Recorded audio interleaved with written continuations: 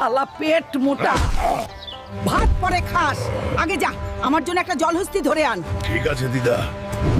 দিদা আমাকে ভাত খেতে দিল না আজকে। সমুদ্র থেকে সব থেকে বড় জলহস্তি ধরে নিয়ে যাব। এগিয়ে চলো।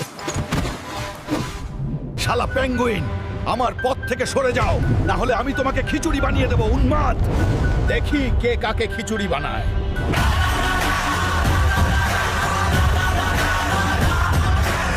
পেঙ্গুইনটার তো খিচুড়ি বানিয়ে খেয়ে নিলাম, এবার আমাকে একটা জলহস্তি ধরতে হবে।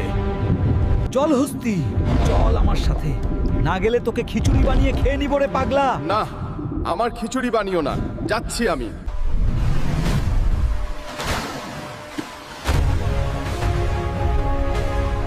দিদা বাইরে আসো, তোমার জন্য জলহস্তি নিয়ে আসছি। আরে জলহস্তিটা তো তোর মতোই পেট মোটা রে।